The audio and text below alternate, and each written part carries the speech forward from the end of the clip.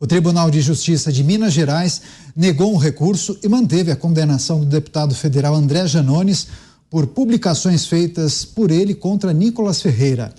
A primeira decisão foi dada em abril deste ano, quando a Justiça condenou o parlamentar de esquerda a pagar R$5 mil por danos morais. Janones, então, recorreu, mas perdeu o recurso e o valor da multa foi mantido. O caso se refere a publicações feitas nas redes sociais durante o período eleitoral em 2022, nas quais Janones dizia que Nicolas respondia a processos de pedofilia e estupro, o que não condiz com a verdade. Em seu Twitter, o parlamentar de esquerda disse que vai cumprir com a decisão por ser um democrata. Vamos começar essa rodada com José Maria Trindade. Zé, como avalia essa decisão por parte do TJ de Minas Gerais, os métodos usados e muito criticados por vários parlamentares de André Janones, ele que é um parlamentar icônico da esquerda que se utiliza muito das redes sociais e faz muitos ataques aos seus adversários políticos, não é? O deputado Nicolas, ele é muito atacado por esse grupo, né? No Congresso Nacional, nas comissões, e usam de argumentos baixíssimos para exatamente tentar atacar a atuação dele aqui no Congresso Nacional e principalmente a postura dele. O Nicolas é um deputado eleito pela área conservadora, muito ligado à igreja, e isso faz com que os adversários ataquem exatamente nesse ponto. E é bom a gente ver decisão assim. Aliás, é o meu sonho de internet, que é isso. Eu detesto falar na tal palavra censura. Não gosto, ninguém pode gostar. Agora, é preciso responsabilidade. E aí a gente vê claramente quando é um site que tem o identificado, é a pessoa. O que me incomoda muito nesse novo mundo da comunicação é que você não sabe exatamente com quem está lidando, quais são os robôs e quais são os falsos, né? Ninguém sabe exatamente. E aí, nesse momento, aí a gente vê que a justiça funciona. Por quê? Porque tem a identificação do agressor. O deputado Janones está sendo condenado por uma agressão. O valor não é tão alto assim, deveria, mas não é tão alto assim. Mas o valor moral de uma decisão desta é muito importante. É uma demonstração clara da justiça, identificando e dizendo: o senhor é um agressor moral. Esta é a função de uma condenação assim, não é o 10 mil. E Nicolas Ferreira fez bem, usou a justiça e que sirva de exemplo quando eu defendo aqui, quando eu falo, né, de que é preciso identificar quem usa. Censura não. Agora, a identificação e a responsabilização, isso é natural. É isso, a gente continua com o nosso giro de análises. Roberto Mota com a gente. Mota, queria pedir a sua análise sobre esse aspecto da condenação de André Janones, mas transbordando e ampliando a nossa discussão, porque em meio às discussões sobre fake news, regulamentação das redes, necessidade de combate à desinformação na internet, são pautas que a gente observa que são defendidas, sobretudo, pela esquerda. Agora, André Janones, condenado por publicar mentiras em relação ao colega sobre Nicolas Ferreira, acaba sendo até irônico, né? Essas notícias, Daniel, elas quase que se comentam a si próprias, né? Daqui a pouco a nossa presença aqui vai ficar desnecessária, porque a própria notícia já diz tudo.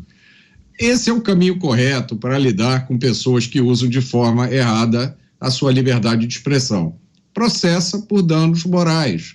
Dependendo do que foi dito, pode caber ainda um processo criminal por injúria, calúnia ou difamação. Essa é uma excelente oportunidade para a gente dizer que a gente não precisa de regulamentação de rede social para isso, muito menos de censura. A realidade é que nessa era em que a gente vive, a era das redes sociais, existem pessoas na política que não têm nada a oferecer, a não ser treta e baixaria. A existência dessas pessoas e as besteiras que elas dizem são o preço que a gente tem que pagar por nossa liberdade. As besteiras que essas pessoas dizem não justificam uma mordaça coletiva. Que elas sejam responsabilizadas pelo que elas dizem, na forma da lei. Processa por danos morais, conforme for o caso, também por injúria, calúnia ou difamação. Eu vou puxar o voto discordante aqui do meu colega Zé Maria, não acho que isso precisa de nenhuma regra a mais, nenhum dispositivo, tanto não precisa que está aí. O caso foi resolvido. Falou alguma coisa que não era verdade Mota. sobre alguém, teve que pagar o preço. Mas olha, Mota, se não houvesse identificação do agressor,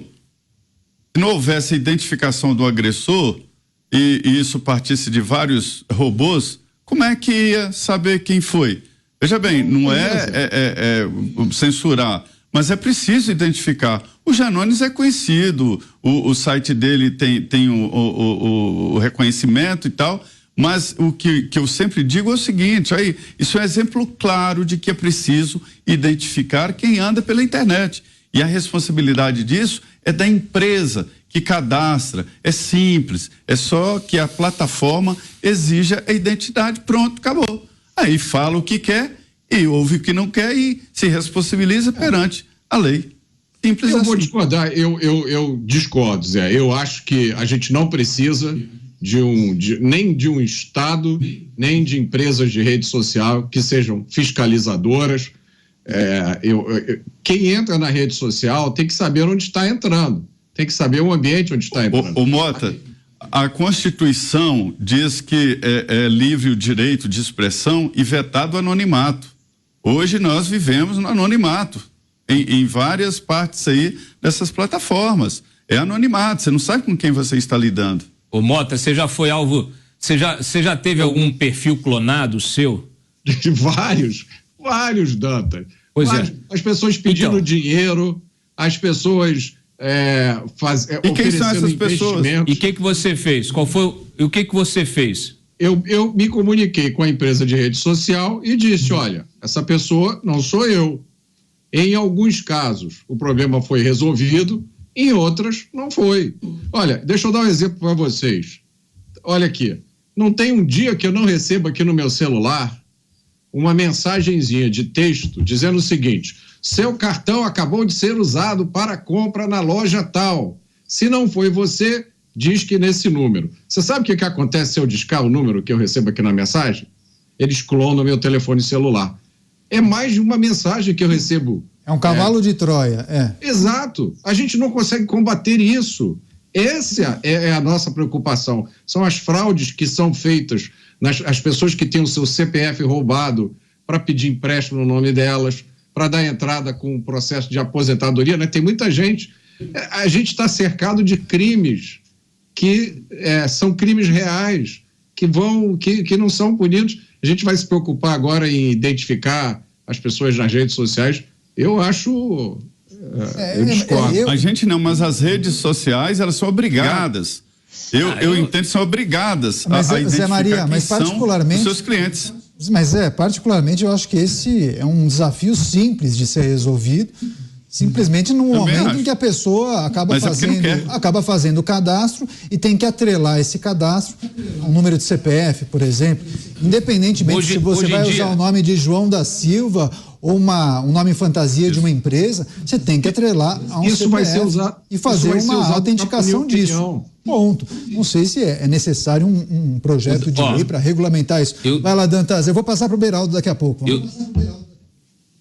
Eu sou contra anonimato nas redes, não só do ponto de vista constitucional, mas filosófico. Eu acho que nós estamos publicamente no debate público.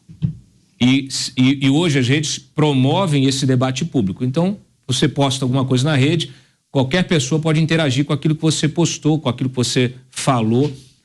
E essa pessoa, ela precisa estar identificada.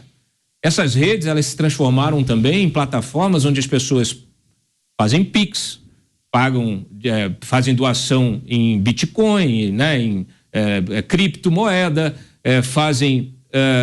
usam essa rede para todo tipo de negócio.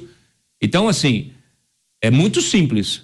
Cria-se ali a biometria, igual você faz hoje para abrir uma conta de um banco digital, e você tem o perfil, precisa estar vinculado a essa biometria, a um número de identificação, um CPF da vida e uma biometria.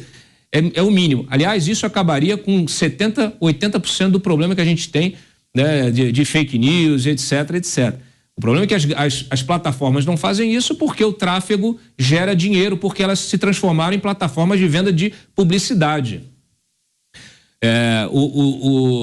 Essa briga aí de Janones, Nicolas, ok, por exemplo, isso é outra coisa, né? Eles dois estão identificados no debate público, os dois podem se processar efetivamente, acho que ambos estão respondendo a vários processos.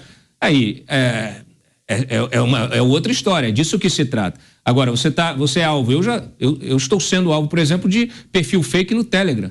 Eu já fiz mais de 10 denúncias pelo canal oficial, já entrei em contato com a empresa, através inclusive do jurídico da empresa, e nada foi feito. O Zé Maria já foi alvo também de perfil, tinha um perfil no Instagram, né, Zé? Com mais de 200 mil. Mais de 200 mil seguidores, quer dizer, aí o sujeito usa esse perfil, uma pessoa desconhecida usa esse perfil para fazer algum tipo de crime, é a sua imagem que está lá. Como é que fica?